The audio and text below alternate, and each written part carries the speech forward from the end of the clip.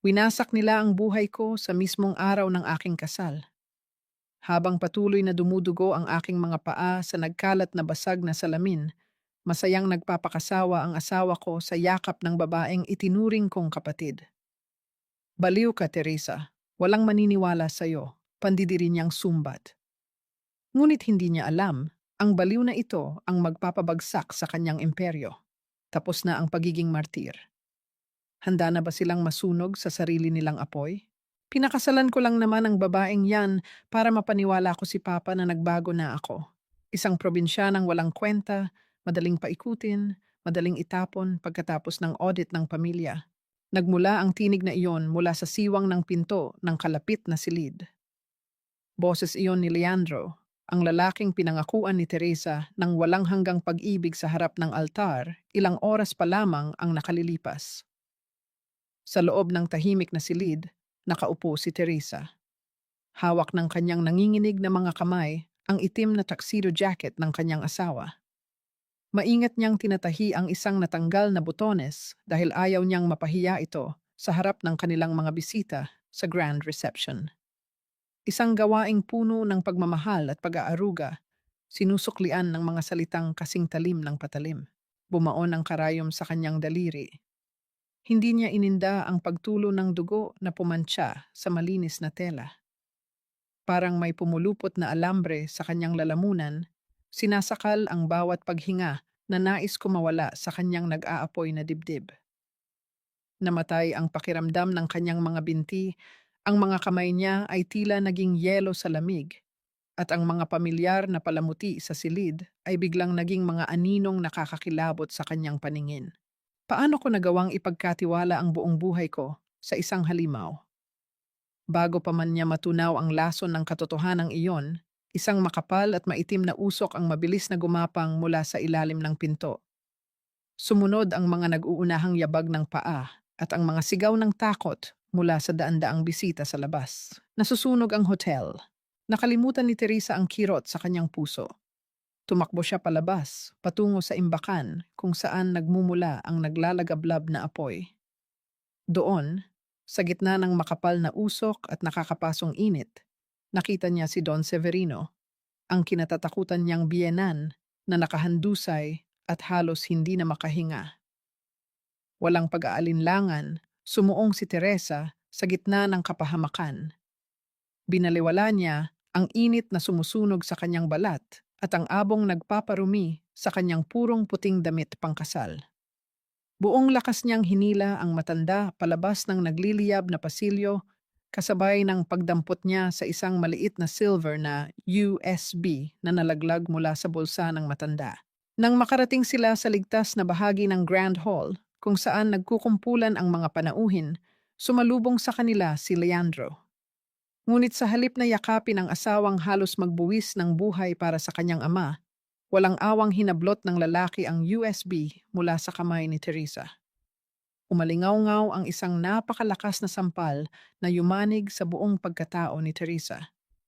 Napasubsob siya sa malamig at matigas na marmol na sahig. Baliw ka! You started the fire! Gusto mong sunugin ang hotel para magnakaw ng mga sikreto ng pamilya namin. Umalingaw-ngaw ang pambibintang ni Leandro. Ang boses nito ay puno ng gawa-gawang galit. Sinisiguro na maririnig ng buong lipunan at ng mga media ang bawat salita. Tumingala si Teresa, hanap ang kahit katiting na konsensya sa mga mata ng kanyang asawa. Ngunit wala siyang nakita kundi isang malamig na titig na nag-aalab sa pagkamakasarili at pandidiri. Guards, palabasin niyo ang babaeng yan. She's a thief and a danger to my family. Utos iyon ni Doña Carmen, ang ina ni Leandro. Tiningnan siya ng matanda mula ulo hanggang paa nang may labis na pagkasuklam na para bang isa siyang insekto na sumira sa kanilang perpektong gabi. Ang taong iniligtas niya, si Don Severino, ay nanatiling tahimik habang inaalalayan ng mga doktor, ni hindi man lang nag-angat ng tingin upang ipagtanggol ang babaeng nagdugtong ng kanyang buhay. Walang luhang pumatak mula sa mga mata ni Teresa. Ang labis na sakit ay hindi laging sumisigaw, madalas ito ay namamatay sa loob. Dahan-dahan siyang tumayo. Hinubad niya ang kanyang sapatos na may mataas na takong na nagpapahirap sa kanya at naglakad ng nakayapak. Sa bawat hakbang palabas ng marangyang pasilyo, nararamdaman niya ang pagbaon ng mga maliliit na piraso ng basag na salamin sa kanyang mga paa, ngunit mas manhid siya sa sakit na dulot nito. Sa kalagitnaan ng kanyang paglalakad palayo sa madlang mapanghusga, nanginig ang kanyang kamay nang maramdaman ang isang maliit na bagay sa loob ng kanyang palad. Ang butones ng tuxedo ni Leandro na pilit niyang tinatahi kanina. Tiningnan niya ito ng ilang segundo, puno ng kapaitan, bago dahan-dahang binuksan ang kanyang mga daliri. Hinayaan niyang gumulong ang butones at lamunin ng mga abong nakakalat sa sahig. Itinulak siya ng mga gwardya palabas ng malalaking pinto ng hotel, diretso sa kalye kung saan bumubuhos ang napakalakas na ulan. Basang-basa ang kanyang nasirang damit pangkasal, nanlalamig ang kanyang nanginginig na katawan sa gitna ng gabi. Habang pilit niyang niyayakap ang sarili upang mapanatili ang natitirang init, isang itim at marangyang sasakyan ang dumaan sa kanyang harapan at huminto. Bumaba ang madilim na bintana ng sasakyan. Doon, sa ilalim ng malamig na liwanag ng poste, sumilay ang mukha ni Bianca, ang babaeng itinuring niyang matalik na kaibigan at kapatid. May malapad at nakakainsultong ngiti sa mga labi nito. Ang mga mata ay kumikinang sa tagumpay ng panlilinlang habang pinagmamasdan ang pagbagsak ni Teresa. Sa bawat pagpatak ng ulan sa nagyayelong kalsada, ay siya ring paghampas ng katotohanang mag-isa na lamang siya sa laban na ito.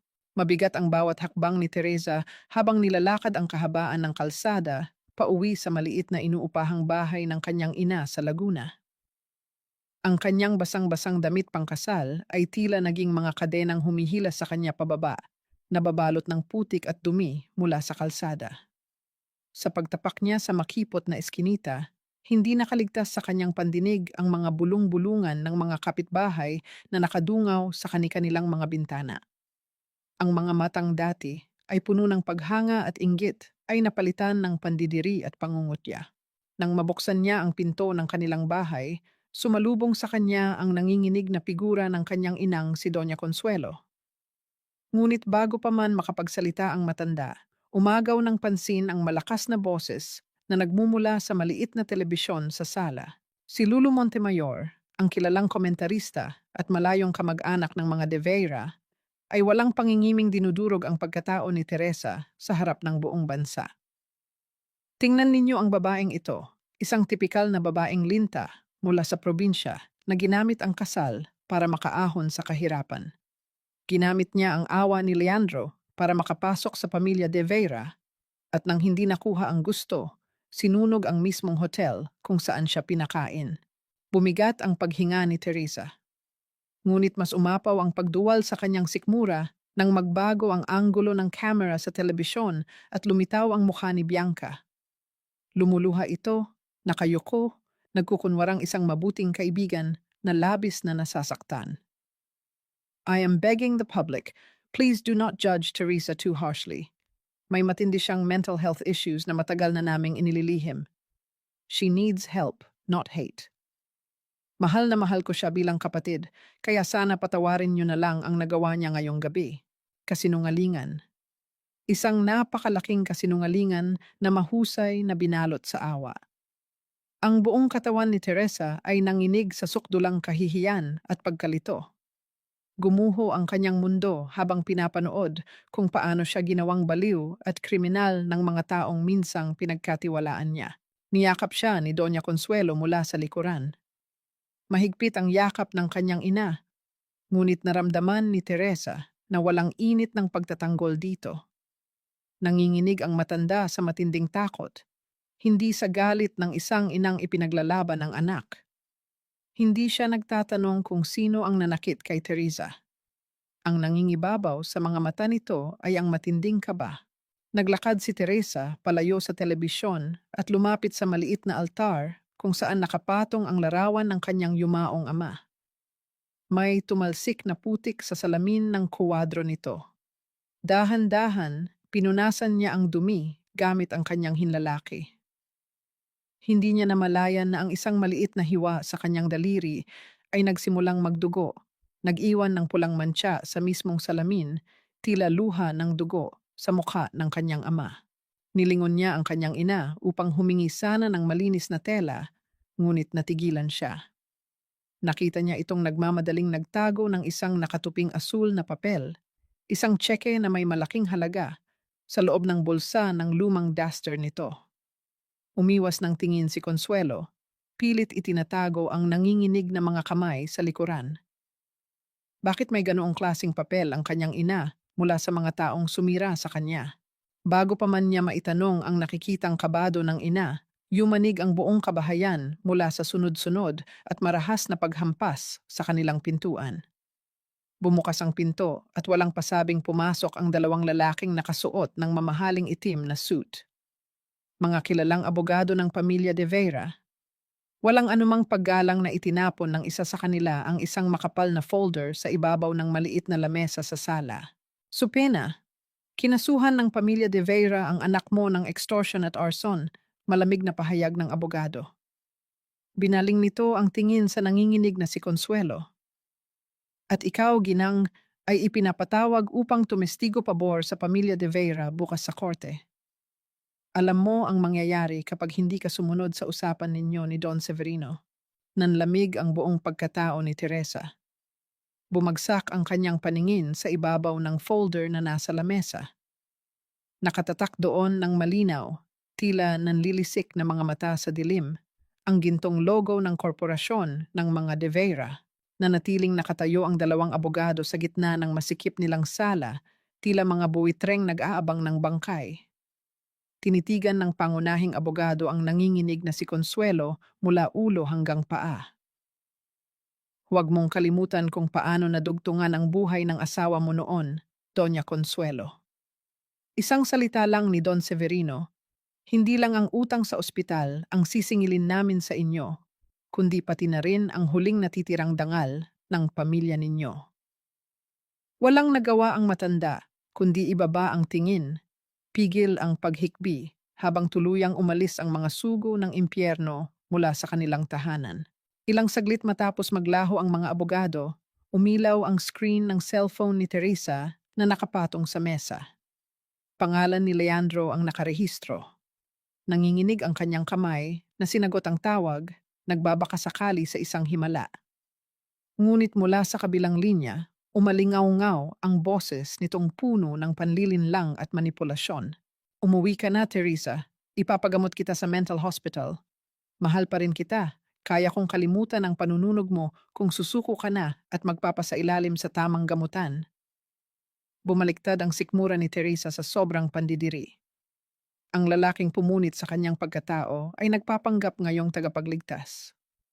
Ibinaba niya ang tawag ng hindi bumibitaw ng kahit isang salita, tumatangging pakainin ang malaking ego ng kanyang asawa. Ngunit ang pinakamasakit na kalbaryo ay hindi pa pala tapos. Makalipas ang ilang oras, tila huminto ang pag-ikot ng mundo ni Teresa nang makita niya ang mismong ina sa ibabaw ng entablado sa isang live broadcast na inorganisa ng mga De Vera. Nanigas ang buong katawan ni Teresa sa tapat ng telebisyon. Sa harap ng napakaraming camera at nagkikislapang mga ilaw, humagulgol si Consuelo habang binabasa ang inihandang pahayag. Oo, may sakit sa pag-iisip ang anak ko. Patawarin niyo siya sa nagawa niya kagabi, matagal na siyang hindi nakapag-iisip ng tama. Parang pinasabog ang dibdib ni Teresa. Nawala ang pandinig niya sa paligid, napalitan ng isang mahaba at nakakabinging katahimikan sa loob ng kanyang isipan. Namigat ang kanyang mga balikat na tila dinaganan ng konkreto, at ang bawat paghinga niya ay naging kasing talim ng basag na salamin na humihiwa sa kanyang lalamunan. Ang mismong taong inaasahan niyang magsisilbing kanlungan, ang sarili niyang ina, ang siya pang bumaon ng pinakamalalim na patalim sa kanyang likuran. Pagdating ni Consuelo sa bahay, sumalubong sa kanya ang malamig at blangkong mga mata ng anak. Umiiyak na lumapit ang matanda. Mahigpit na nakakuyom ang mga kamay sa lumang panyong bordado na pag-aari ng yumaong asawa. Teresa, anak, patawarin mo ako. Utang na loob natin sa kanila ang buhay ng papa mo. Wala tayong kalaban-laban sa kanila. Maawa ka na sa atin, tuldukan na natin ito. Humawak si Consuelo sa braso ng anak. Patuloy na nagmamakaawa. Hindi sumigaw si Teresa. Walang luhang pumatak mula sa kanyang mga mata dahil tuyot na ang kanyang kaluluwa. Sa halip, dahan-dahan niyang inalis ang mga nanginginig na daliri ng kanyang ina mula sa kanyang braso. Ang mapait niyang katahimikan ay mas masakit pa sa anumang salitang panunumbat na maaari niyang bitawan. Tinalikuran niya ang ina, iniiwan itong humahagulgol at nakalugmok sa malamig na sahig. Naiwan sa ibabaw ng mesa ang panyong bordado ng kanyang ama na nabitawan ni Consuelo. Lumapit si Teresa upang ayusin ito, marahil upang humanap ng kahit anong hibla ng alaala ng lalaking minsan ay nagtanggol sa kanila. Ngunit nang daklutin niya ang lumang tela, may kung anong matigas na bagay ang bumaon sa kanyang palad. Kumunot ang kanyang noo. Kinapa niya ang makapal na gilid ng tupi ng panyo at naramdaman ang isang bagay na sadyang itinago at mahigpit na tinahi sa loob nito. Gamit ang natitirang lakas, pilit niyang pinunit ang tahi. Isang maliit na susi na gawa sa metal ang nahulog sa kanyang kamay. Isang malamig na pakiramdam ng bakal sa kanyang palad na tila naghihintay na mabuksan ang matagal ng nakabaong katotohanan. Ginamit ni Teresa ang maliit na susi upang buksan ang lumang kaha de yero na matagal nang nakabaon sa ilalim ng sahig sa silid ng kanyang ama. Napuno ng alikabok ang hangin nang buksan niya ang makapal na takip ng bakal. Sa loob nito ay isang lumang kwaderno na naglalaman ng mga sulat kamay. Nang buklatin niya ang mga naninilaw na pahina, tumambad ang mabibigat na katotohanang matagal nang ibinaon ng panahon. Nakasaad doon ang detalyadong tala ng kanyang ama kung paano ito ginawang pain ni Don Severino sa isang malaking nakawan ng lupa mula sa kooperatiba ng mga magsasaka. Hindi pa utang ang perang ibinigay ng mga De Vera pampagamot sa sakit sa puso ng kanyang ama. Ito ay bayad upang patahimikin siya hanggang sa huling hininga. Ang utang na loob na ginamit ng kanyang ina bilang dahilan upang ibenta ang dangal ni Teresa ay isa lamang mapanlinlang at karumaldumal na kasinungalingan. Tila nawalan ng hangin ang mga baga ni Teresa. Tumakbo siya palabas ng bahay, hinahabol ang kanyang hininga, sinusubukang takasan ang nakakasakal na katotohanan na halos gumuho na ang mga haligi ng kanyang pagkatao. Sumalubong sa kanya ang malamig at malakas na ulan sa madilim na eskinita. Naninikip ang kanyang dibdib at nanginginig ang buong katawan. Bawat patak ng ulan ay parang yelong tumutusok sa kanyang balat habang pilit niyang kinakaya ang bigat ng pagtataksil. Nakadungaw ang mga mapanghusgang mata ng mga kapitbahay mula sa kani-kanilang bintana, tahimik na pinagmamasdan ang pagbagsak at pagkabaliw ng tanyag na abogada na itinakwil ng asawa. Bago pa man tuluyang bumagsak ang kanyang mga tuhod sa maputik na kalsada, isang malaking itim na payong ang sumilong sa kanyang basang-basang katawan. Pamilyar ang bulto ng lalaking nakatayo sa kanyang harapan. Si Gabriel, ang kilalang doktor sa psikolohiya na palaging nagbibigay ng libreng serbisyo sa kanilang komunidad. Ang kanyang mga mata ay puno ng katahimikan at kapanatagan, isang napakalaking kaibahan sa magulong mundong ginagalawan ni Teresa. Walang anumang mapanghusgang tanong ang lumabas sa labi ng binata. Dahan-dahan niyang hinubad ang kanyang makapal na Amerikana at maingat na ipinatong ito sa nanginginig na balikat ng dalaga. Tinatakpan siya mula sa malulupit at nanunuyang tingin ng mga tsismosa. Hindi mo na kailangang mag-isa, Teresa. Ang boses ni Gabriel ay hindi nag-uutos at hindi nagmamanipula. Ito ay isang mainit at tapat na sandigan sa gitna ng napakalakas na bagyo. Inalalayan niya si Teresa papasok sa kanyang nakaparadang sasakyan. Walang anumang malisyosong hawak, tanging dalisay na pag-iingat ang ibinigay ng binata sa babaeng pinagkaitan ng paggalang ng sarili nitong asawa. Pagkaupo nila sa loob, napansin ni Gabriel ang matinding panginginig ng mga namumutla at malalamig na kamay ni Teresa.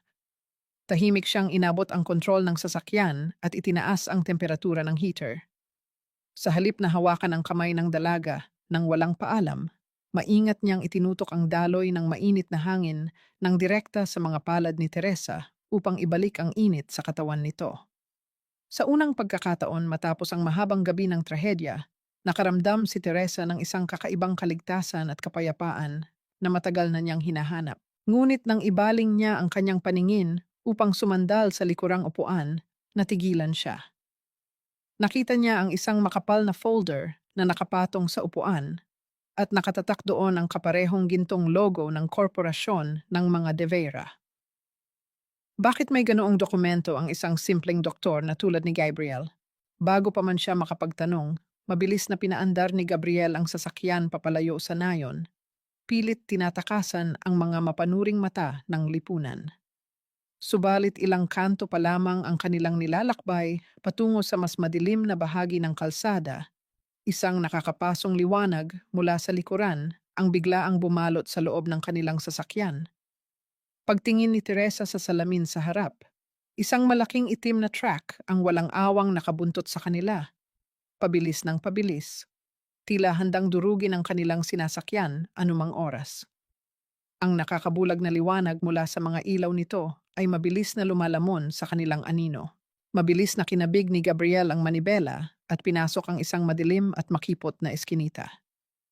Lumiko siya ng ilang beses sa mga nakakalitong pasikot-sikot ng lumang Maynila hanggang sa tuluyang maligaw ang malaking itim na truck na nakabuntot sa kanila.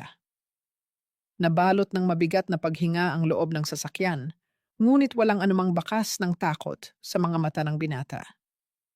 Ligtas silang nakarating sa isang tagong klinika na pag-aari ni Gabriel. Maingat niyang inalalayan si Teresa, papasok at pinaupo sa isang malambot na upuan. Kumuha ang binata ng malinis na tubig, bulak at gamot, bago tahimik na lumuhod sa harapan ng dalaga. Dahan-dahan niyang nilinis ang malalalim na sugat at hiwa sa mga paa ni Teresa na dulot ng basag na salamin mula pa sa gabi ng trahedya sa hotel.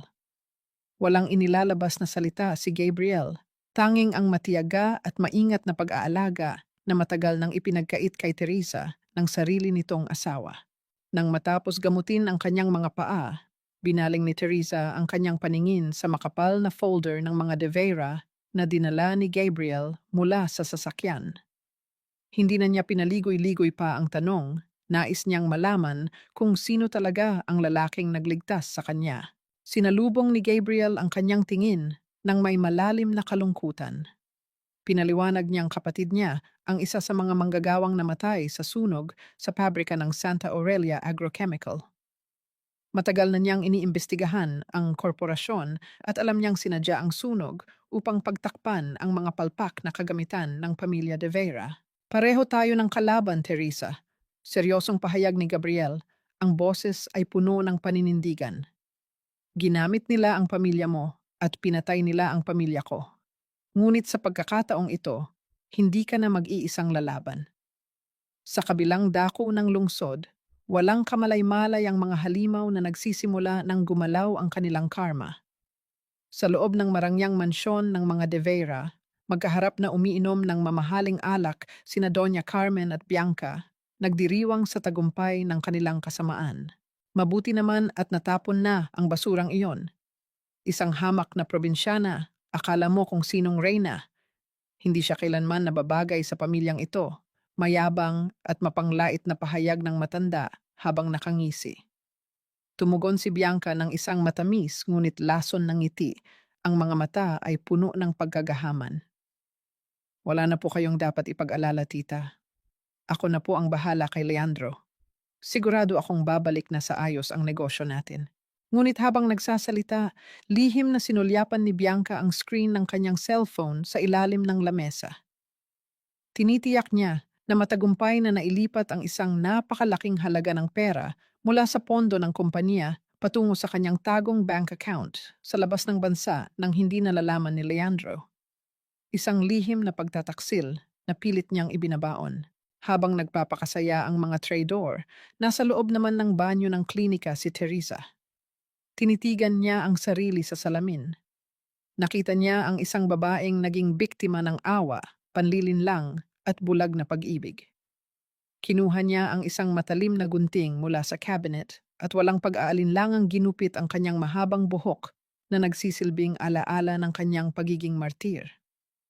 Kasabay ng pagbagsak ng mga hibla ng buhok sa sahig ay ang paglalaho ng mahinang Teresa. Pag-angat niya ng tingin, tanging lamig at puot na lamang ang mababakas sa kanyang mga mata. Ginamit niya ang isang nakatagong numero mula sa lumang telepono at nagpadala ng isang mensahe kay Leandro. Isang malinaw na larawan ng orihinal na dokumento na nagpapatunay ng sabuatan nito at ng ama nitong si Don Severino, kalakip ang maikling mensahe. Alam ko ang ginawa ninyo. Paglabas niya ng banyo, naghihintay si Gabriel na may hawak na isang baso ng maligamgam na gatas. Natigilan ang binata nang makita ang bagong anyo ni Teresa. May namumuong paghanga at paggalang sa kanyang mga mata habang pinagmamasdan ang tapang ng dalaga. Iniabot niya ang gatas, maingat na iniiwasan ang anumang hindi kinakailangang pagdikit ng kanilang mga balat, ngunit ang kanyang presensya ay nagbibigay ng walang katapat na init. Magpahinga ka na ngayong gabi, mahinang sabi ni Gabriel, tila nag-iingat na huwag mabasag ang katahimikan ng silid. Ipunin mo ang lakas mo, dahil bukas, tayo na ang magdadala ng totoong bagyo sa kanila. Sa parehong oras, sa loob ng malawak na opisina ng mga De Vera, nanlaki ang mga mata ni Leandro nang mabasa ang mensahe sa kanyang cellphone. Ang larawan ng ebidensya ay tila isang bombang sumira sa kanyang katinoan.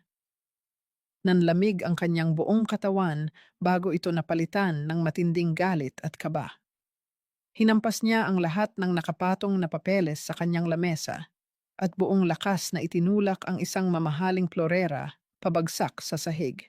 Bianca! Sigaw niyang puno ng puot at pagkalito habang umalingaungaw ang pagkabasag. Kumalat sa sahig ang mga nagkadurog-durog na piraso ng basag na salamin. Nagsimulang maglatag ng plano sina Teresa at Gabriel sa loob ng tahimik na klinika. Nakakalat sa ibabaw ng lamesa ang mga larawan at pinansyal na dokumento ng pamilya De Vera. Pareho nilang pinag-aralan ang mga kahinaan ng kanilang mga kaaway. Alam ni Teresa na ang pinakamalaking bitak sa pamilyang iyon ay ang nag-uumpugang kayabangan ni Doña Carmen at ang nakatagong pagkagahaman ni Bianca. Bumuo ng isang hakbang si Teresa na yayanig sa mismong pundasyon ng mansyon. Nagpadala siya ng isang magarang kahon na naglalaman ng isang pares ng peking perlas na hikaw papunta sa mismong address ng mga De Vera. Ito ang eksaktong kopya ng mamahaling alahas ng pamilya na matagal nang ninakaw ni Bianca at pinalitan ng peke upang hindi mahalata ng matanda. Kalakip nito ay isang kopya ng resibo mula sa isang kilalang sanglaan na nagpapatunay na ipinagbili ni Bianca ang orihinal. Kinahapunan, umalingaw-ngaw ang isang napakalakas na sigaw ng galit sa loob ng malawak na sala ng mga De Vera. Hawak ni Doña Carmen ang kahon at ang resibo.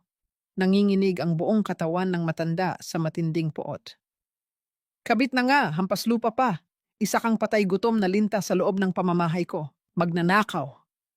Nanggigigil na sumbat ni Doña Carmen habang walang awang ibinato ang kahon sa mismong pagmumukha ni Bianca. Nanlaki ang mga mata ni Bianca sa gulat nang tumama ang kahon sa kanyang balikat.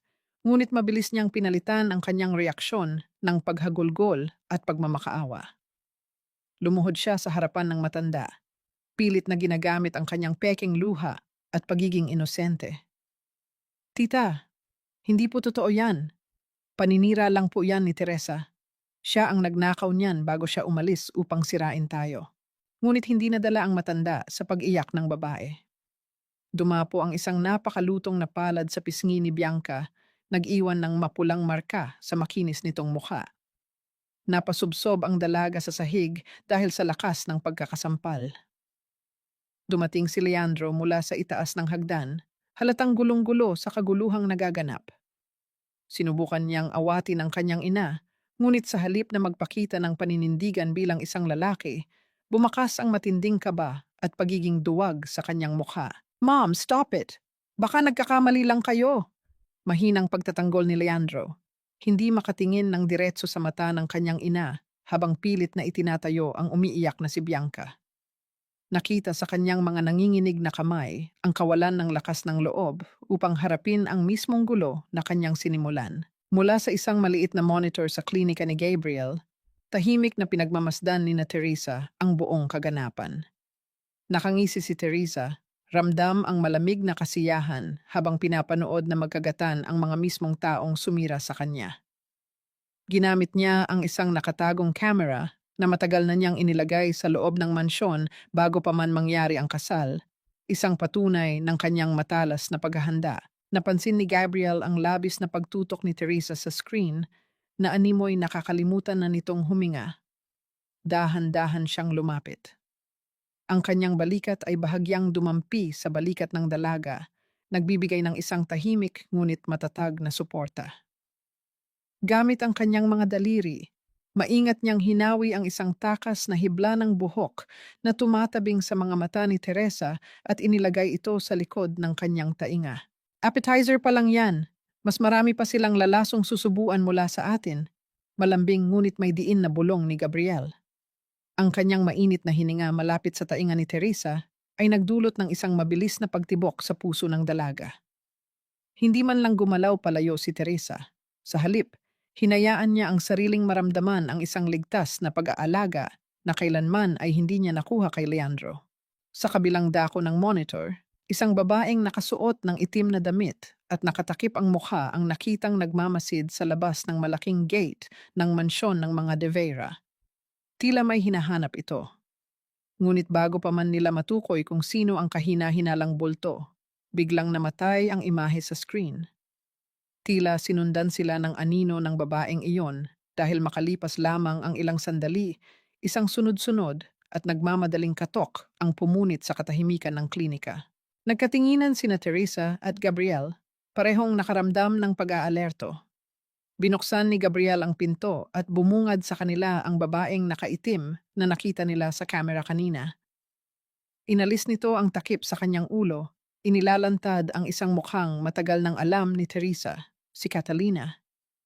Ang babaeng minsang lumapit sa kanya at nagpakilala bilang asawa ng isa sa mga manggagawang namatay sa sunog, ngunit ngayon ay may bitbit na kakaibang tapang. Tila nagbabala ang malakas na ihip ng hangin sa labas na sumasabay sa mga nagmamadaling katok na nag-aabang sa kanilang pintuan. Binuksan ni Gabriel ang pinto at walang pag-alinlangang pumasok si Catalina. Mabilis niyang inilapag ang isang makapal at itim na kwaderno sa ibabaw ng mesa. Nawala ang hitsura niya bilang isang kaawa-awang byuda, napalitan ito ng matalim at mapagkalkulang mga mata. Hindi ako asawa ng isa sa mga manggagawang namatay sa sunog, Teresa, malamig na pag-amin ni Catalina. Ako ay anak sa labas ni Don Severino, anak ng isang abang accountant na ginamit niya upang pagtakpan ang mga nakaw na yaman bago itinapon na parang basura upang mamatay sa hirap. Binuklat ni Catalina ang kwaderno. Naglalaman ito ng lahat ng lihim na transaksyon at maruming hokus-pokus ng pamilya De Vera. Ngunit ang alok niya ay may kasamang malupit na kondisyon. Gagamitin natin itong libro para bawiin ang yaman na dapat ay sa akin. Iipit natin sila hanggang sa ibibigay nila ang gusto natin. Huwag mo na isipin ang mga manggagawang namatay. Pabayaan mo na sila. Wala silang maiaambag na pera sa laban na ito. Puno ng kasakiman na alok ni Catalina. Para bang may kumukulong tubig na ibinuhos sa kalamnan ni Teresa. Naramdaman niya ang matinding pandidiri na makitang ang mismong biktima ay naging kasing dumi ng kanilang mga kalaban. Nagsimulang manginig ang kanyang mga kamay dahil sa umuusbong na galit at pagkadismaya sa kanyang dibdib. Sa pagkakataong iyon, naramdaman niya ang isang mainit at malaking kamay na bumalot sa kanyang mga nanginginig na daliri. Hinawakan ng mahigpit ni Gabriel ang kanyang kamay, tahimik na inililipat ang kanyang sariling lakas upang pakalmahin ang nagpupuyos na damdamin ng dalaga. Ang simpleng paghawak na iyon ay nagsilbing angkla ni Teresa upang hindi siya malunod sa galit at matukso sa madilim na daan na inaalok sa kanya. Pinatigas ni Teresa ang kanyang mukha at tinitigan ng diretso si Catalina. Hindi ako magiging halimaw na tulad nila para lang manalo. Ang laban ko ay para sa hustisya ng lahat, hindi para mang-apak ng mga inosente. Kung ganyan ang plano mo, makakaalis ka na. Ngumisi si Catalina, isang mapangutyang ngiti ang sumilay sa kanyang mga labi. Masyado ka pang inosente, Teresa. Titingnan ko kung hanggang saan ang mararating ng malinis mong konsensya kapag sinunog na nila ang buong buhay mo. Bago tuluyang lumabas ng pinto, saglit na lumapit si Catalina sa mismong lamesa kung saan nakabukas ang laptop ni Gabriel. Sumadya siyang tumayo roon habang inaayos ang kanyang itim na damit at sa isang iglap, palihim siyang may isinaksak na isang maliit na device sa gilid nito bago mabilis na naglakad palabas sa madilim na kalsada. Nang tuluyang sumara ang pinto, marahang pinisil muli ni Gabriel ang kamay ni Teresa bago niya ito binitawan, nag-iiwan ng nakakapanatag na init sa balat ng dalaga. Tama ang desisyon mo. Kukunin natin ang hustisya sa tamang paraan at sa liwanag ng batas. Habang nag-uusap sila, lumabas ang isang breaking news sa telebisyon sa sulok ng silid. Isang malabong litrato ang ipinapakita. Si Gabriel na isinusuot ang kanyang Amerikana kay Teresa sa gitna ng ulan. Kasunod nito ay ang pahayag ng isang bayarang reporter tungkol sa tsismis na sadyang ipinapakalat ni Leandro. Pilit nitong kinukumbinsi ang publiko na kaya daw sinunog ni Teresa ang hotel ay dahil mayroon itong lihim na kalaguyo na naghihintay sa kanya sa labas. Isang maruming taktika ng pamilya de Vera upang ilihis ang atensyon ng taumbayan at palikawin ang biktima bilang isang masamang asawa. Bago pa man makapagsalita si Teresa tungkol sa maruming paninirang puri ng asawa, biglang nag-iba ang kulay ng monitor sa laptop ni Gabriel. Kumurap ang mga letra at nagkulay dugo ang buong screen. Isang nakakabinging babala mula sa alarma ng gusali ang biglaang umalingaw-ngaw. Hudyat iyon na may mga taong puwersahang sumisira sa mga pintuan sa ibaba ng klinika, dahan-dahang gumagapang paakyat upang tapusin sila. Umalingaw-ngaw ang matinis na babala mula sa sistema ng seguridad na sumisira sa tahimik na gabi. Isang marahas na pagwasak sa pangunahing pinto ang yumanig sa buong palapag ng klinika.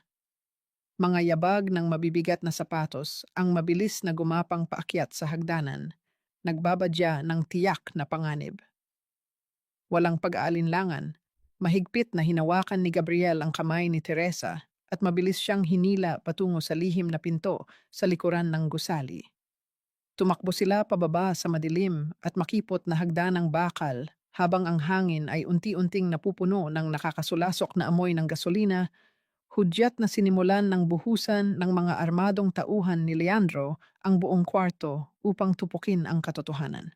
Pumasok sila sa mga pasikot-sikot at masisikip na eskinita ng Maynila. Walang tigil ang kanilang pagtakbo, iniiwasan ang mga basag na bote at matutulis na bato sa daan. Nang lumingon si Teresa, natanaw niya ang malakas na pagliyab ng apoy mula sa bintana ng klinika ni Gabriel. Unti-unting lumalamon sa lahat ng dokumento at ebidensyang pinaghirapan nilang ipunin. Sinunog nila ang lahat upang maprotektahan ang mga kasinungalingan ng pamilya de Vera. Nang may marinig silang papalapit na mga boses ng mga armadong lalaki na naghahanap sa kanila, mabilis na iginilid ni Gabriel si Teresa patungo sa isang napakakipot na espasyo sa ilalim ng isang kalawanging yero. Ikinulong niya ang dalaga sa pagitan ng malamig na pader at ng kanyang malapad na dibdib. Niyakap niya ng mahigpit si Teresa. Ibinabalot ang kanyang mga braso sa panginginig ng dalaga upang ganap itong itago mula sa panganib. Sa sobrang lapit nila, naramdaman ni Teresa ang mabilis ngunit kalmadong pagtibok ng puso ni Gabriel at ang mainit nitong hininga na marahang dumadampi sa tuktok ng kanyang buhok. Walang anumang mali siya sa pagkakayakap na iyon, tanging isang purong pader ng pag-iingat na nagpalusaw sa matinding takot sa dibdib ng dalaga. Tiningala ni Teresa ang pawisang mukha ng binata sa gitna ng anino. Isang mabigat na bato ng pagkonsensya ang dumagan sa kanyang puso dahil alam niyang nadamay ang kabuhayan nito dahil sa laban niya. Binaliwala niya sana ang sariling kapakanan, ngunit ang idamay ang isang taong nagmalasakit sa kanya ay labis na nagpabigat sa kanyang kalooban. Subalit sa gitna ng kadiliman, marahang hinagod ni Gabriel ang likuran ni Teresa upang payapain ang bagyo sa isip nito. Basta't ligtas ka, walang halaga ang mga papel na iyon. Mahinang bulong ng binata na nagdala ng labis na kilig at kapanatagan sa pusong matagal ng ginutom sa tunay na pagpapahalaga. Habang nakasandal at naghahanap ng lakas sa dibdib ni Gabriel, isang nakakakilabot na tanong ang mabilis na gumuhit sa isipan ni Teresa. Paano nalaman ng mga tauhan ni Leandro ang lihim na lokasyong ito ng napakabilis? Bumalik sa kanyang alaala ang imahe ni Catalina na palihim na may isinaksak sa gilid ng laptop ni Gabriel bago ito umalis. Ginamit ba sila ng babaeng iyon bilang pain upang itago ang sarili nitong mga bakas? Kinaumagahan, matagumpay silang nakarating sa isa pang lihim at mas ligtas na pasilidad na pag-aari ng mga kaibigan ni Gabriel. Ngunit bago pa man sila makahinga ng maluwag, sumalubong sa kanila ang isang balitang muling yumanig sa kanilang mundo. Ipinakita sa telebisyon ang front page ng pinakamalaking pahayagan sa bansa. Nakaprint ng napakalaki ang isang litrato nila ni Gabriel na magkayakap at nagsisilungang dalawa sa gitna ng ulan kagabi. Nakabandera ang nakakalasong headline na ginastusan ng mga De Vera. Baliw na abogada, lihim na nakipagtanan sa kalaguyo matapos sunugin ang ari-arian ng asawa. Isang matalim na liwanag mula sa flash ng camera ang naglaro sa isipan ni Teresa. Tanda na may mga matang matagal na palang nakamasid sa kanila sa dilim. Naghihintay ng tamang pagkakataon upang tuluyan silang ibaon. Upang tuluyang tabunan ang mga naglalabasang issue at ipalabas na walang epekto sa kanila ang mga eskandalo, nagpatawag ng isang malaking press conference ang pamilya De Vera. Sa harap ng mga nagkikislapang camera ng iba't ibang istasyon, nakangiting inihayag ni na Don Severino at Doña Carmen ang gaganaping engranding pagdiriwang para sa kanilang ika-40 anibersaryo ng kasal na gaganapin sa pinakamagarang hotel sa Maynila.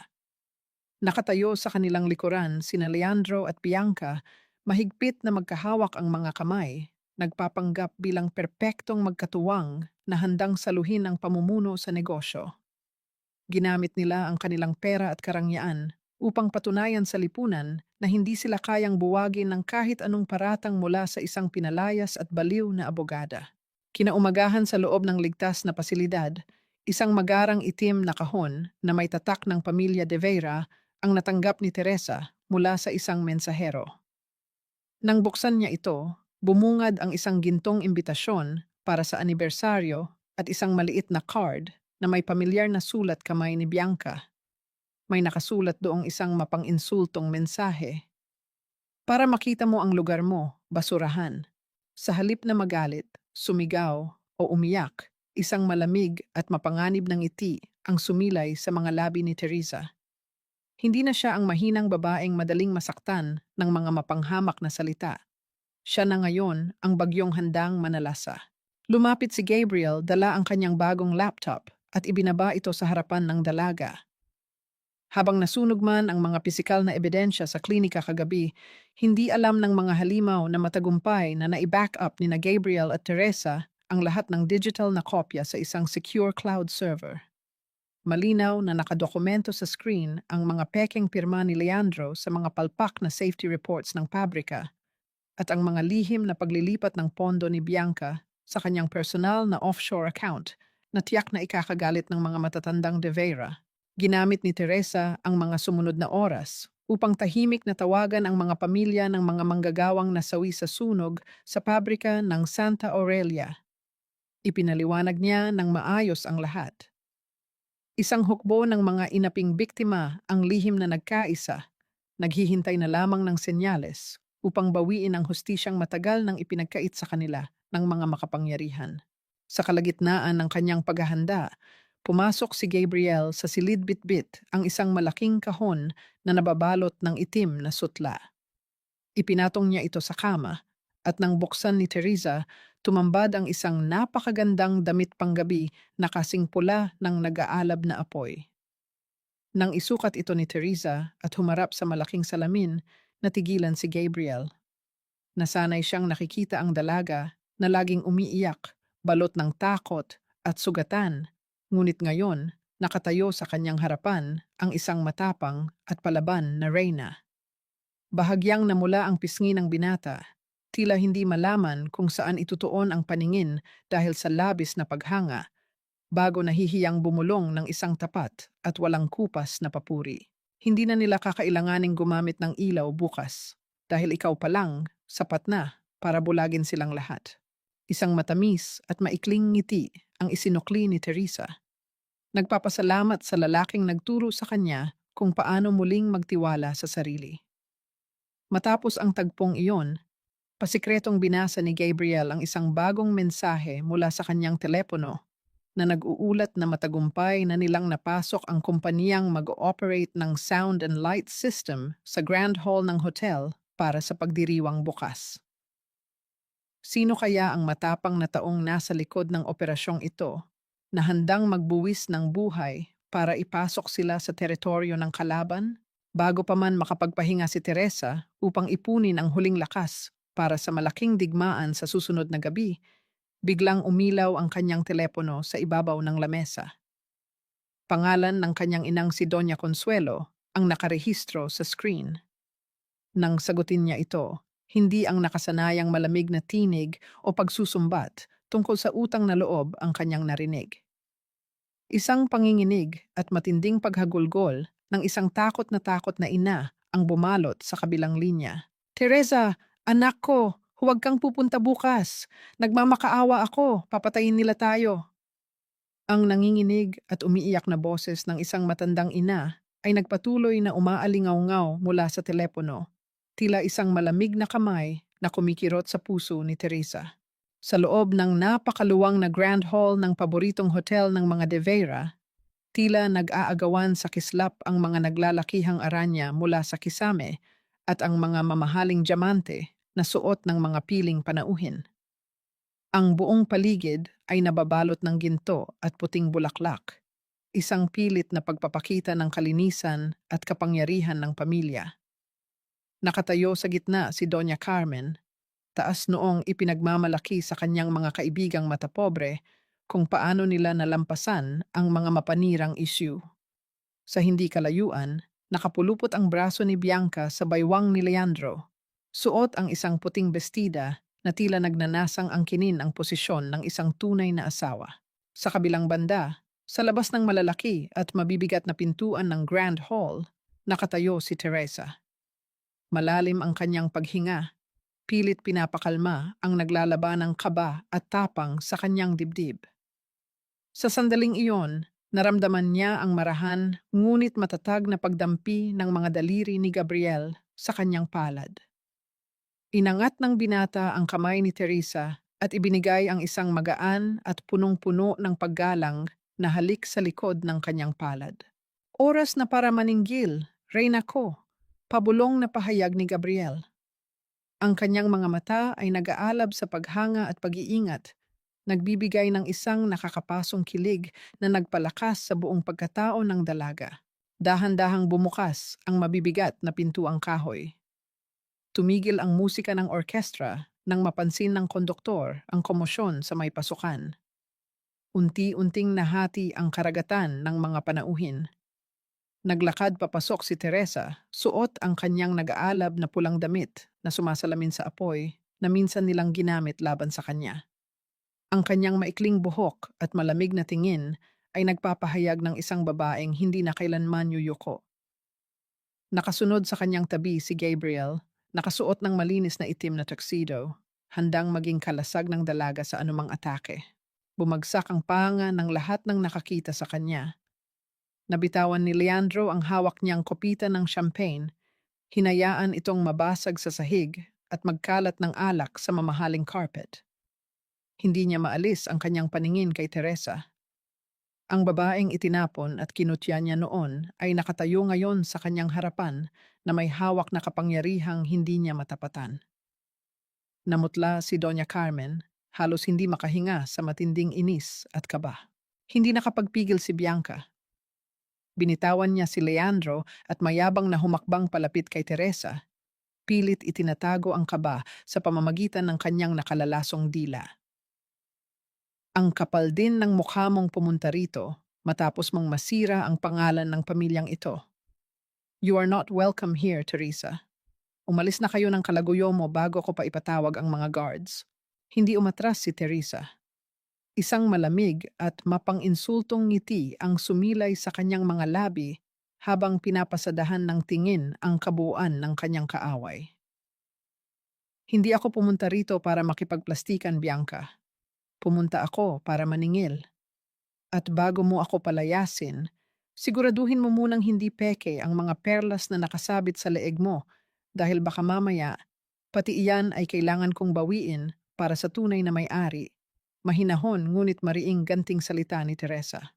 Namula sa matinding kahihiyan si Bianca at napahawak sa kanyang kwintas, hindi makahanap ng isasagot habang nagsisimulang magbulungan ang mga matapobreng bisita sa kanilang paligid. Bago pa man makasabat si Leandro, nilagpasan na sila ni Teresa at Gabriel, thongthalang naglakad patungo sa isang bakanting upuan sa VIP area, kalmadong naghihintay sa takdang oras ng paghihiwa ng cake. Habang tahimik na nagmamasid sina Teresa mula sa kanilang upuan, isang lalaking nakasuot ng uniforme ng serbidor ang lumapit sa lamesa ni na Leandro.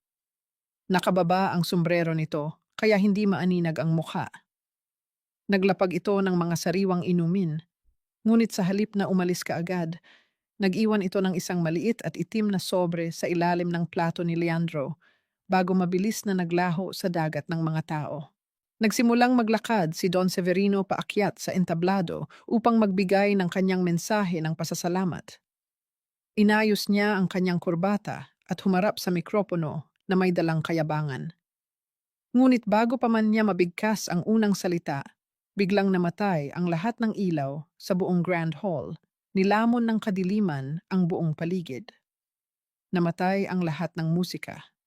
Isang matalim at nakakabinging alingawngaw mula sa mikropono ang pumunit sa nakapangingilabot na katahimikan ng silid. Sumabog ang nakakabulag na liwanag mula sa napakalaking LED screen sa likuran ng entablado. Imbes na isang madamdaming video para sa anibersaryo, bumungad ang isang itim at puting kuha mula sa security camera ng hotel noong mismong gabi ng kasal. Malinaw na ipinakita sa malaking screen kung paano walang awang inagaw ni Leandro ang silver na USB mula sa kamay ni Teresa. Kitang-kita ng buong mataas na lipunan kung paano lumipad ang kamay ng lalaki at dumapo ng malakas sa mukha ng kanyang asawa na naging dahilan ng pagbagsak ni Teresa sa malamig na sahig. Umusbong ang sunod-sunod na singhap at matinding bulungan mula sa daan-daang bisita. Ang mga matang kanina ay nakatingin kay Teresa nang may pangungutya ay mabilis na napalitan ng pandidiri at panlilisik papunta sa pamilya de Vera. "Patayin niyo iyan! Turn it off right now!" Namumula sa galit at matinding kaba na sigaw ni Leandro habang pilit na inuutusan ang mga naguguluhang guwardiya na sirain ang makina. Ngunit hindi namatay ang screen, nagbago ang imahe. Lumitaw ang mga malilinaw na kopya ng bank transfers at mga peking safety reports ng pabrika ng Santa Aurelia na nilagdaan mismo ni na Leandro at Don Severino. Nakalatag sa harap ng lahat ang mga dokumentong nagpapatunay na ipinagpalit nila ang buhay ng tatlong inosenteng manggagawa para sa mas malaking tubo at pinalabas na ang sariling asawa ang sumunog sa ebidensya upang iligtas ang kanilang mga balat. Bago pa man makapagpaliwanag si Don Severino na ngayon ay namumutla at mahigpit na nakahawak sa kanyang dibdib, umalingaw-ngaw ang isang pamilyar at matinis na boses ng babae mula sa mga speaker ng buong bulwagan. Boses iyon ni Bianca mula sa isang lihim na voice record. "Ang matandang hukluban na yan, malapit na siyang mamatay, Leandro. Kunin na natin ang lahat ng pondo bago pa niya ipamana sa iba. Nakakasuka na ang pagiging matapobre ng nanay mo."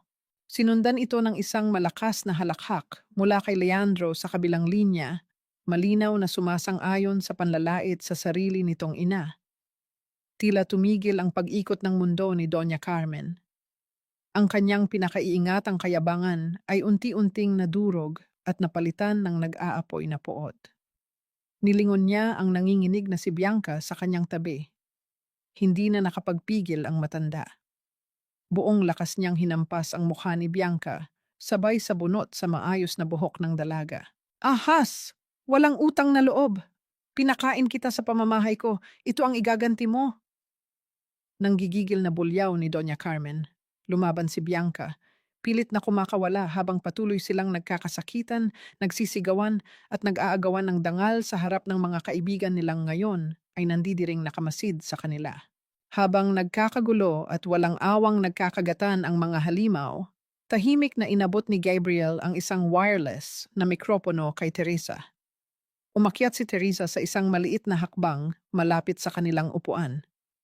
Malamig, kalmado, at punong-puno ng awtoridad ang kanyang boses nang magsalita siya sa itaas ng kaguluhan. Ganyan kayo kasuklam-suklam. Pinatay ninyo ang 3 inosenteng manggagawa para sa pera at ngayon handa ninyong patayin ang isa't isa para sa kasakiman. Sabay sa pagtapos ng kanyang pangungusap, tumagos mula sa makakapal na salamin ng hotel ang matalim na liwanag na kulay pula at asul. Umalingaw-ngaw ang sunod-sunod na sirena ng mga sasakyan ng pulisya na mabilis na pumalibot sa buong gusali. Sa gitna ng napakalaking iskandalo at tuluyang pagbagsak ng imperyo ng kanyang mga kaaway, nanatiling nakatayo ng tuwid si Teresa. Ipinikit niya ang kanyang mga mata at nagpakawala ng isang mahaba at malalim na paghinga. Ang mabigat na bundok na nakadagan sa kanyang dibdib sa loob ng maraming buwan ay unti-unti nang natutunaw. Kalayaan. Ito ang lasa ng kalayaan na ipinaglaban niya. Ngunit sa kabilang panig ng silid, tuluyan nang nawala sa sarili si Leandro. Nang makita niyang papasok na ang mga armadong pulis sa malalaking pinto ng Grand Hall, napagtanto niyang wala na siyang lusot, wala na ang kanyang pera, at wala na ang kanyang kapangyarihan. Nanginginig ang kanyang kamay nang palihim siyang dumukot ng isang malamig at mabigat na metal mula sa loob ng kanyang Amerikana. Sa isang iglap, itinulak niya ang mga gwardya. Itinaas ang kanyang kamay at itinutok ang isang baril ng direkta kay Teresa. Ang kanyang mga mata ay nanlilisik sa matinding poot at desperasyon ng isang taong lunod na. Kung babagsak ako, isasama kita. Pulyaw ni Leandro na nangibabaw sa ingay ng lahat. Isang malamig at itim na butas ng baril ang nakatitig ng diretso sa puso ni Teresa. Isang nakakabinging putok ng baril mula sa mga alagad ng batas ang bumasag sa tensyon ng hangin bilang isang matinding babala. Bago pa man makalabit ni Leandro ang gatilyo, buong giting na iniharang ni Gabriel ang kanyang malapad na katawan sa harapan ni Teresa upang maging kalasag nito. Gamit ang mabilis at kalkuladong galaw, malakas niyang tinabig ang nanginginig na braso ng baliw na lalaki na naging dahilan upang tumalsik ang malamig na metal palayo sa kanila. Walang inaksayang oras ang mga armadong pulis. Mabilis nilang dinaluhong si Leandro, pilit na pinilipit ang mga braso nito sa likuran at mariing idinikdik ang mukha nito sa malamig at matigas na marmol na sahig. Eksaktong posisyon kung saan niya pinabagsak at walang awang ipinahiya si Teresa noong gabi ng kanilang kasal. Naroon si Leandro ngayon, nakadapa, nagpupumiglas, at tuluyang inalisan ng dangal. Isang malupit ngunit perpektong ikot ng tadhana. Sa kabilang dako ng entablado, hindi nakayanan ng katawan ni Don Severino ang labis na kahihiyan. Namutla ang matanda at napasalampak sa sahig habang mahigpit na nakakuyom ang kamay sa kanyang dibdib, inaatake sa puso. Inilahad niya ang kanyang nanginginig na kamay, nagmamakaawa ng tulong mula sa mga piling panauhin at mga kasosyo sa negosyo. Ngunit tila naging mga estranghero ang lahat. Isa-isang umatras ang mga matapobreng kaibigan, nandidiri at takot na madamay sa pagbagsak ng imperyo ng isang kriminal. Walang sumalo sa kanya kundi ang malamig na katotohanan na pera lamang ang nag-uugnay sa kanya sa mga taong iyon. Sinubukan namang tumakas ni Bianca. Palihim siyang gumapang patungo sa pintuan sa likuran ng hotel. Ngunit pagkabukas niya ng pinto, sumalubong sa kanya ang isang malaking hukbo ng mga galit na pamilya ng mga manggagawang namatay sa sunog. Walang inilabas na awa ang mga tao. Umulan ng putik mula sa kalsada at mga bulok na kamatis na walang habas na ibinato sa kanya. Dumikit ang mabahong dumi sa kanyang perpektong puting damit at sa kanyang mukha. Ang kanyang matinis na pagsigaw at pagmamakaawa ay tuluyang nilamon ng mga sumbat at galit ng mga naulilang biktima. Bumalik ang atensyon ni Teresa sa lalaking nakadapa sa kanyang harapan. Humakbang siya palapit kay Leandro habang pilit itong iginagapos ng mga pulis. Tinitigan niya ang mga mata ng asawa. Wala ng luha, wala ng poot, tanging isang purong pandidiri at awa para sa isang taong kinain ng sariling kasakiman. Hanggang dito ka lang, Leandro. Malamig at tumatagos na pahayag ni Teresa. Isang duwag. Wala nang naisagot ang lalaki kundi ang humagulgol sa kawalan ng pag-asa habang pilit siyang kinakaladkad palabas ng Grand Hall. Kasunod ang kanyang ina na si Doña Carmen na patuloy na sumisigaw ng mga pagbabanta na wala nang nakikinig. Tuluyan nang iginapos ang mga halimaw at sa pag-alis nila ay ang tuluyang pagguho ng rehas na matagal na pumipigil sa kalayaan ni Teresa. Nakahinga siya ng maluwag, tila tinanggalan ng nakakasakal na kadena. Humarap si Gabriel kay Teresa. Ang kanyang mga mata ay nag-uumapaw sa labis na pag-aalala at pag-iingat. Ang kanyang maiinit na palad ay marahang dumampi sa magkabilang pisngi ng dalaga, marahang iniaangat ang mukha nito upang salubungin ang kanyang paningin. Tinitigan niya ang bawat sulok ng mukha ni Teresa, sinisigurong walang kahit anong galos ang dumapo sa babaeng pinakamahalaga sa kanya. Ang simpleng haplos na iyon ay nagpatahimik sa magulong mundo sa paligid nila, nag-iiwan ng isang matamis na kilig na tumagos hanggang sa kaluluwa ng dalaga. Ngunit bago pa man nila tuluyang mayakap ang kapayapaan, nakuha ng isang eksena malapit sa malaking pinto ang atensyon ni Teresa. Nakaluhod sa malamig na sahig ang kanyang inang si Doña Consuelo. Mag-isa, nanginginig at nakayuko. Mahigpit na nakakuyom ang mga kamay ng matanda sa lumang panyong bordado ng kanyang yumaong asawa. Ang mga balikat nito ay walang tigil sa pagyanig, kasabay ng pilit na tinatagong paghikbi at matinding pag-iyak na punong-puno ng mabigat na pagsisisi. Dahan-dahang humakbang si Teresa palayo sa magulong eksena ng pag-aresto. Binaliwala niya ang mga nagkikislapang ilaw ng mga kamera at ang sunod-sunod na mga tanong ng mga mamamahayag na nag-aabang sa labas ng bulwagan. Ang tanging nakikita niya ay ang nakalugmok na bulto ng kanyang ina. Lumapit siya, marahang inalalayan ang nanginginig na matanda at iginiya ito patungo sa isang tahimik at pribadong silid sa dulo ng pasilyo, malayo sa mga mapanghusgang mata ng mundo. Pagkasara ng pinto, tuluyang bumigay ang mga tuhod ni Doña Consuelo. Muli itong napaluhod sa malamig na sahig. Walang tigil ang pag-agos ng masaganang luha na bumabasa sa mga malalalim na kulubot ng kanyang mukha. Mahigpit niyang hinawakan ang laylayan ng pulang damit ni Teresa. "Teresa, anak ko, patawarin mo ako." Humahagulgol na pagmamakaawa ng matanda. Ang boses ay pumipiyok sa labis na pagsisisi. "Naging duwag ako. Pinaniwala nila akong papatayin ka nila kapag hindi ako sumunod sa gusto nila. Ginamit nila ang utang na loob natin sa buhay ng papa mo para sakalin ako sa takot. Akala ko, kapag sumuko na tayo, bubuhayin ka nila.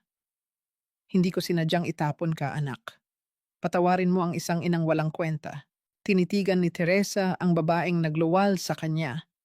May isang bahagi sa kanyang puso na nag-aalab pa rin sa sakit. Paano niya makakalimutan ang gabi na itinanggi siya nito sa harap ng buong bansa? Ngunit habang pinagmamasdan niya ang maliliit at magagaspang na kamay ng kanyang ina, mga kamay na nagkuskos ng labada at nagluto ng mainit na pagkain upang mapag-aral siya sa abogasya, unti-unting natunaw ang yelo sa kanyang dibdib. Naintindihan niya na ang ina niya ay isa ring biktima. Isang biktima ng kahirapan at ng isang baluktot na sistema, kung saan ang mga mahihirap ay pilit na pinapaniwala na ang kaligtasan ay may katumbas na habambuhay na pagkaalipin. Dahan-dahang bumaba si Teresa. Lumuhod siya sa malamig na sahig upang pumantay sa kanyang ina. Ginamit niya ang kanyang magkabilang hinlalaki upang tuyuin ang mga luha sa pisngi ni Consuelo. Ang kanyang mga mata ay nag-uumapaw sa pag-unawa at wagas na pagmamahal. "Hindi utang na loob ang pagdurusa natin, ma." Malumanay ngunit punong-puno ng paninindigang bulong ni Teresa. "Ginawa nila tayong bilanggo ng sarili nating takot. Pero tapos na yon. Hindi na natin kailangang magbayad sa mga taong umagaw sa buhay natin. Tama na, laya na tayo. Niyakap ni Teresa nang napakahigpit ang kanyang ina. Ibinaba ni Consuelo ang kanyang ulo sa balikat ng dalaga at doon ibinuhos niya ang lahat ng bigat, takot, at bighating kinimkim niya sa loob ng napakaraming taon. Umiyak si Teresa, hindi dahil sa sakit ng pagtataksil, kundi dahil sa matinding kaluwagan na muli niyang nayakap ang kanyang tahanan. Ang bawat luhang pumatak mula sa kanilang mga mata ay naghugas sa mga sugat ng nakaraan, nagdudugtong muli sa naputol na sinulid ng kanilang pamilya. Mula sa bulsa ng kanyang damit, kinuha ni Teresa ang maliit na susing metal na natagpuan niya mula sa panyong bordado ng kanyang ama. Nilagyan niya ito ng isang manipis na kwintas at marahang isinuot sa leeg ng kanyang ina. "Huwag mo na itong itago bilang isang sikreto, ma," nakangiting sabi ni Teresa habang hinahawakan ang malamig na metal sa dibdib ng matanda. "Isuot mo ito bilang alaala na naging matapang ang papa. Na minsan, may isang lalaking sumubok lumaban para sa atin.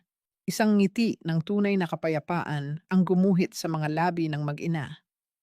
Ang bagyo ay tuluyan ng humupa, nagiiwan ng isang malinis at bagong lupa upang pagtaniman ng bagong pag-asa." Makalipas ang ilang linggo, bumalik sa normal ang tahimik na probinsya ng Laguna. Ang mga De Vera ay nahaharap sa patong-patong na kaso sa bilangguan at ang mga inosenteng manggagawa ay nakatanggap ng hustisyang nararapat sa kanila.